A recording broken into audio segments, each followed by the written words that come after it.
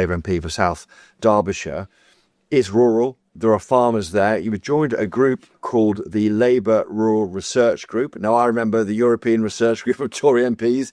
They were a pain for the last Tory governments, plural. There are 40 of you in it. Will you be a pain for Labour government over what's called the family farms tax? We certainly don't want to be a pain. We have been lobbying for the last 13 months to try and get some reversals to some of the changes to inheritance tax. To mitigate those changes, yeah. To mitigate the changes and just to ask government to think slightly differently about how they carve it up. Nobody has an issue with greedy landowners that are looking to avoid paying inheritance tax. Who aren't farmers? That's the point. Yeah, Isn't it? Yeah. Aren't farmers? Already aren't farmers. Then. So I think that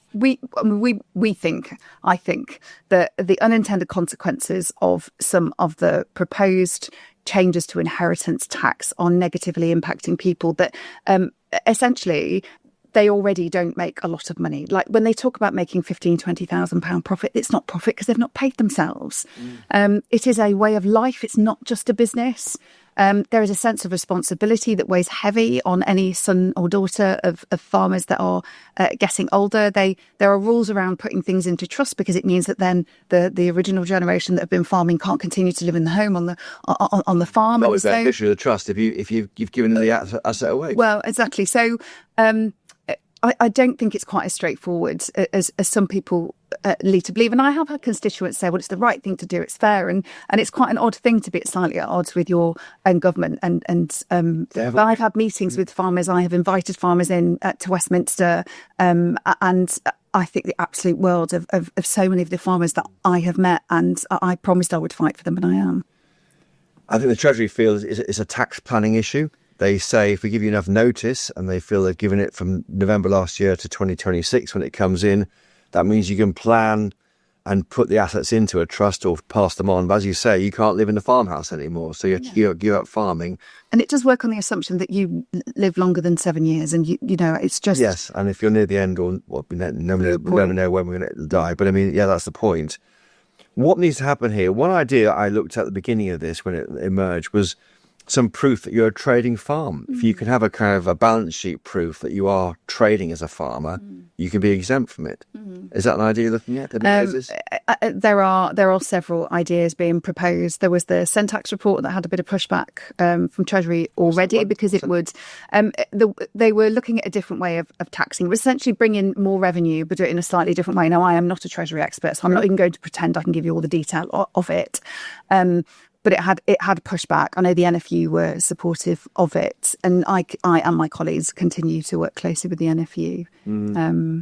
Might you get somewhere? Nothing in the budget, of course. There was in April 2026. Well, no, there was a concession, and we were grateful for the concession in the budget where it could pass from spouse to spouse, and historically as well. So your limit goes up to 3 million, but it's not quite enough. I think it would benefit about 30% of those impacted. And of course, we rely on them in a large case for our food security. Well, absolutely, and as you know, and I'm sorry I don't even recall all the big numbers because I'm so focused on my own farmers in my constituency, and so many of them live hand to mouth.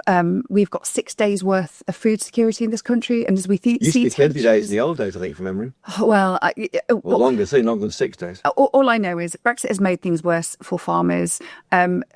Trade is much harder for them, and with tensions rising across the world, I think we need to be protecting our farmers. So just finally on this, will the government change it, mitigate it, bring in the Syntax, as you said, whatever it might be? We won't stop trying to push for change. Letters going into the Chancellor? Meetings? There's been lots of requests for. She's smiling, listeners. You can't see it. I don't know hopeful, but just. You can rest assured that there are plenty of us still trying our very best. And just on that, Labour do get the rural vote, don't they? There's always been historically a feeling that Labour have a blind spot on rural issues.